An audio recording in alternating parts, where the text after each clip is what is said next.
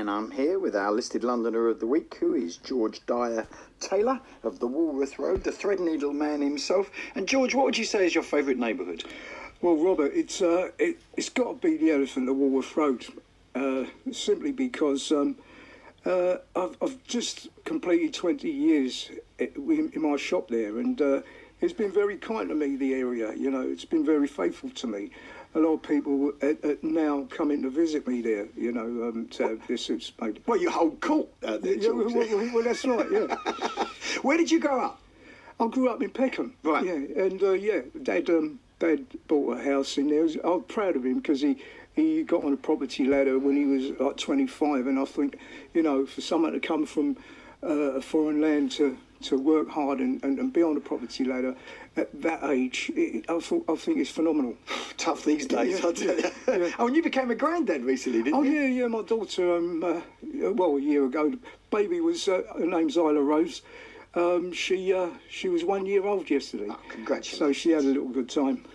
What would you say is your favourite building? Pick a building, George. Well, it was St Dunstan's College at Catford.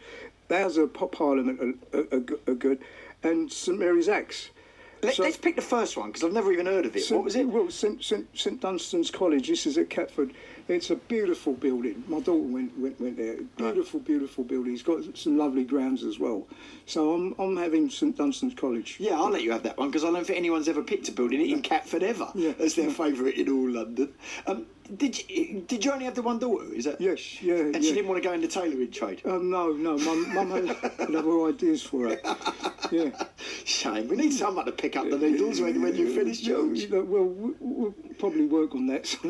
Right, so we know a building that you like. What about a building that you really don't like? Well, you see, you got the beginning of Westminster Bridge. There's a road called York Road, and it was like a roundabout there. Yeah. But there's a monster there pretending to be a hotel. Oh, I know that one. Yeah, it's really ugly. So you know, if you're looking at Big Ben, St Thomas is on the left. So that right bang in the middle there is that monster. It shouldn't be there, Robert. I'm with you on that one. Yeah. What do you feel about the way that the Elephant and Castle and that area is changing? Because it is changing dramatically. Well, at the moment it's a maze, isn't it? So once we get used to the maze, I suppose it'll work itself out. But the thing is, that roundabout that was there, I quite liked it, and all you needed, in my opinion, was traffic lights. Yeah. That's all. But, you know, the powers that be that earn £100,000 a year, I suppose we're getting political now. They had to justify their existence, haven't they? But what about the way that, the Haygate Estate's gone? I'm not saying the Haygate Estate was ever beautiful, it wasn't. But Well, I think what's happening there is that new money's coming in, and they're going to bring the area up. Hopefully, I'll get more trade, but the thing is, I'm going to have to put my prices up. Oh, George, don't, mate, you're scaring me already. Right then, let's pick the best view in London. What would you say? You know, the other week you was taking Alfie. I mean, you was on one of the bridges. Yeah. And you said what a beautiful vista. Yeah. Well, I think any one of those bridges, Westminster Bridge, Waterloo, Tower Bridge, they're all great views. But I'm going to go for the view from the 38th floor of St Mary's Axe, which is commonly known as the Gherkin. Yeah. Have you been up there? Yeah. Ed Gray, the artist, had a private viewing up there. Yes, so we were summoned up there to have a view, you know. So up on the 38th floor of the Gherkin. Yes, yeah. You are, of course, immortalised in one of Ed Gray's paintings. Well, we come into that, Rob. Do you enjoy it? Because, you know, you've always been spoken about a lot on this show, and there are a lot of people. You are kind of, you know, a known character throughout London circles. Do you quite enjoy all that, George? Well, what it is, people come. They come to me for the breakfast next door, to tell you the truth, because a lot of people come in and we end up in the office next door for breakfast or a cup of tea or something, you know. Yeah, no, I do. Yeah, to answer your question, Rob, yeah, I do enjoy it. Good. So you should, and you deserve it as well. Let's pick your favourite open space, a park or a garden or whatever. Well, Burgess Park has been done. Peckham Rye Park, I can't remember anyone saying that, but again, I'm going for Dulwich Park. Lovely gardens, and there's a lake, there's swans. And at one time we were able to hire bikes just to cycle round the park. So I'm having Dulwich Park for that. I can't see you on a bike, George. No, but yeah, so listen, me and Sue, who should be obeyed, we went out and they got like a tricycle for two. So you know, we took a liberty with one of them. Only thing is, I was the one that was pedaling. Yeah, no, You was doing all the work, George. Yeah. So well, it didn't work, as you can plainly see. Well, you can always let your own clothes out. That is one of the advantages of being a tailor. Well, of course, yeah. Let's in terms of when people, you know, albeit that your suits are very reasonable, and they really are. I mean, I think everyone should be aware of that. It's still not a cheap purchase, is it? No. How do you justify people spending a large amount, you know, a chunk of money on a bit of clothing? I hear that. See, well, people have gone down that road. They've had the off the peg that they can spend anything from £150 to £600-750. So if you're spending £500, £600, £750 on a off the peg suit, spending £855 ain't that much more, is it? So people are kind of already there, if you know what I mean. It's a luxury item, but there are people that love wearing suits who've come to know what suits are. And when I say, people have said to me, George, how's your suits differ from the Savile Row suits? I said, yeah, too large, two grand. It's cheaper. You know, it is a long process, isn't it? And it's a very painstaking process. Well, a long process, 6 to 8 weeks. I'm not so sure it's so painstaking. You know, people enjoy the. No, but I mean, for the people who are making it, there's an awful lot. I know the people who are making it is they enjoy it. It's like me. I enjoy what I do. No one will be in this game, in my game, if they didn't like it. You know, it's. You ain't going to get rich, are you? Well, no. Unless someone comes along, likes what you're doing, and wants to front your name for something, you know. Let's pick your favourite shop, and you can't pick your own one. Oh, that's a shame. Well, anyway, look, you got Peckham Wright. Listen, Peckham Wright, Newburgh Street, just off of Carnaby Street. Yeah. Tell people who don't know about Peckham Wright. Well, Peckham Wright's just on Newburgh Street. They sell ties, hankies, scarf, cufflinks. But Robert, let me go on to say there's another little shop, Jim Dandy Vintage Clothing, down at Denmark Hill in Camberwell. Right. And then you've also got Nicholson Walcott. So many. What about the shoe man up there? I was going to say Fred the Shoe. He's the one I'll be choosing as my main shop, Fred the Shoe. Tell us about Fred the Shoe. Fred the Shoe, the gentleman's shoe shop on Camberwell Road. Old friends. There's a book that Mark Baxter wrote called A Mumper, and he was featured in that book amongst, like, as myself and a few other people. Lovely man, yeah, Fred. He and Mark's dad went back, you know, quite a way. And I used to go into his shop when I was at school. He wasn't there at that time. Used to buy the brogues and the smooths and Salatios and all that in them days, you know. So you can wander down the Walworth Road and get yourself kitted out from head to toe. George the Tailor and Fred the Shoe. Fred the Shoe, that's right. Is there anyone who sells tipfers down there these days? Well, there is one, but not so as you can speak of, you know. Right then, so I'm putting you down as Fred the Shoe. Gentlemen should head there, as far as I'm concerned. Did you keep up your interest in music? Well, what it is, I fool around with the guitar. I just fool. Do around. You still? I just fool around. Nothing. Me baby sister's the pop star actually. She's taken off some of what the old man used to do. You know, she sings and that, and she performs. In fact, the other week she was at the O2 opening for Carol Thompson. Really? What's her name? Sherry Van Dyer. Oh, okay. Yeah. So she sings sort of lovers rock and all of that. Well, kind of thing. She's done soul, blues, jazz. She's on the reggae tip now. Yeah, that's what I'm saying. It's because I know it from that lovers rock thing. Yeah, from the reggae thing. Yeah. Did you ever go back to Jamaica? Did you ever go back to see? Well, sadly, look, my dad died. What it was, he spent like 30 odd years here. Went back, built a home, and he and my mum resided out there. He had 20 years out there. He died, so me and my sisters went back out to bury him. So that was the only time, really. You know, spent a couple of 3 weeks out there. But this is home, isn't it? But this is home, yeah. What's your favourite pub, bar, or restaurant, cafe, whatever you want to choose? Well, look. There's Cafe Rouge in the Dulwich Village. There's Caravaggio's, the Italian, down at Campbell. There's Mary's Cafe, known as H's, that Mark mentioned the last time. But I'm going to have the Amore Cafe, which is the office next door. A lot of business is done in that, so it's got to be the Amore Cafe. So that's where you're likely to be found if you're not in the shop. If I've gone missing, that's the first port of call. Yeah. Are you a drinking man? Do you ever get in a pub? Well, no, not really. But I don't mind a glass of red now and then with a meal. And on occasions, especially on a hot day, the old lager. Yeah, pint of lager. We'll take the edge off the heat. Yeah, exactly. You got it. Yeah. Let's pick one very memorable night out in London over your life. Now you listen to this. Well, there's Bax's 50th birthday party at the 100 Club, wasn't there? There was the unveiling of the Rock of Eye of a piece of art that's very special to me. That's the Ed Gray piece. By Ed Gray. And that was, I think you remember that. Yeah, I was there.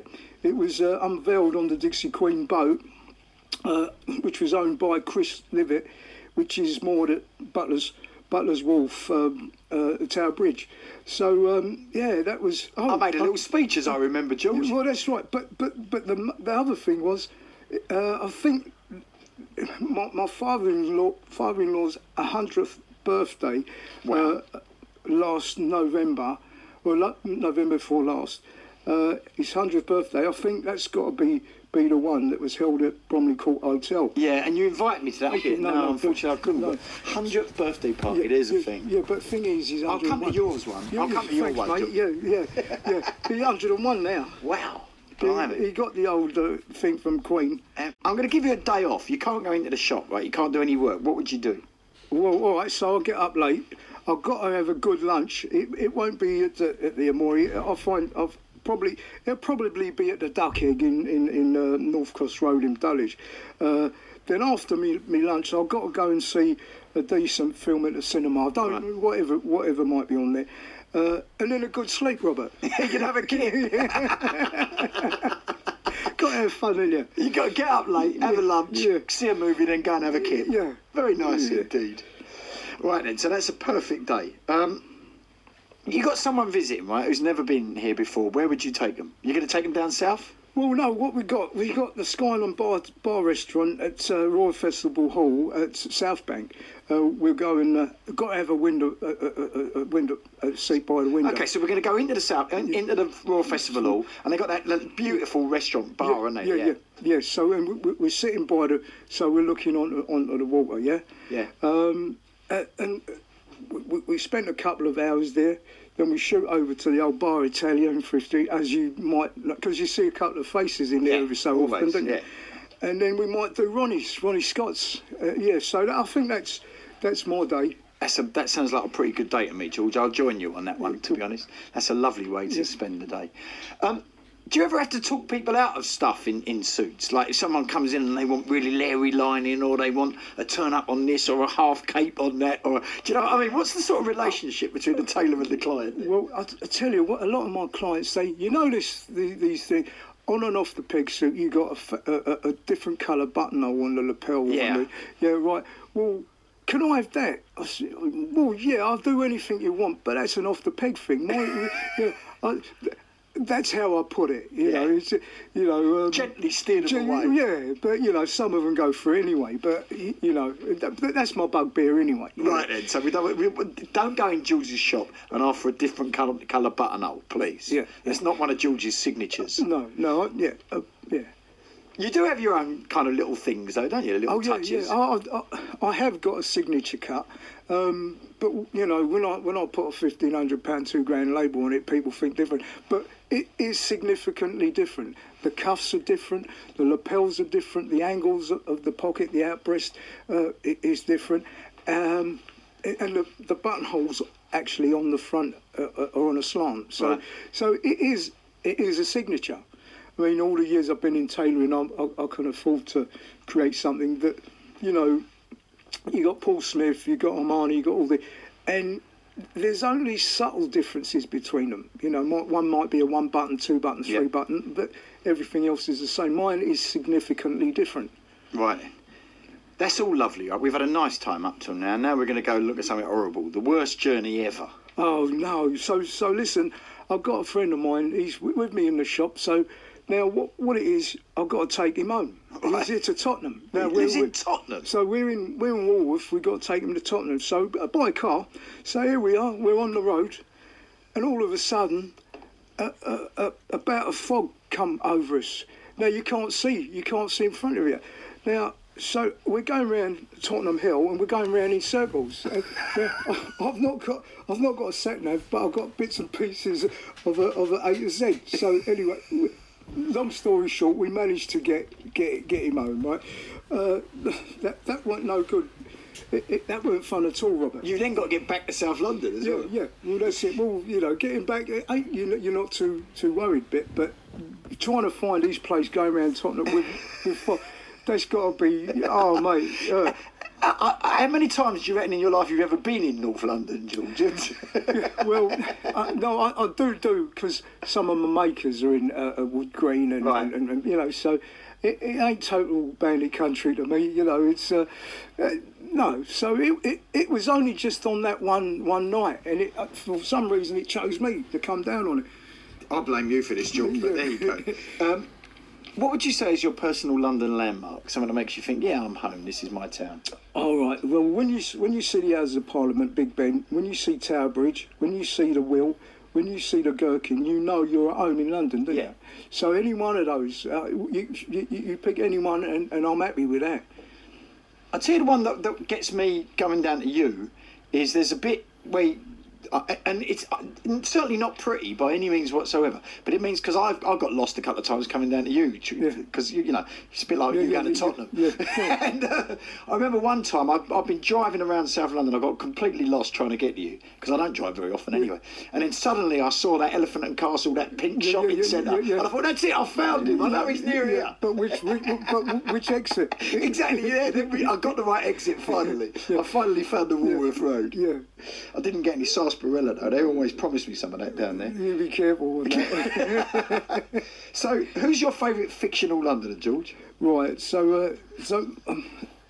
Well, Ian Fleming's James Bond. Yeah. Now, my favourite Bond is Sean Connery and Daniel Craig. But Daniel Craig, because he played my namesake in a film called Love is the Devil. You've worked with celebrity clients. I mean, you have a few come down every now and then, didn't you? But you don't treat them any differently. No. Everyone. Well, you come down and we have a laugh and that.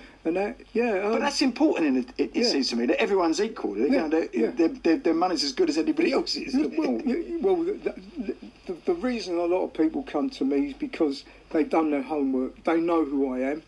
They know what I can do, and it's the easy-going, place. Because I think, particularly with Savile Row and all that, and I mean, forgetting the prices for the minute, sometimes people get a bit scared of the whole process. They think they're going to be a bit out of their depth. But you make people feel very at ease. Oh, of course, yeah. You try to speak people's language.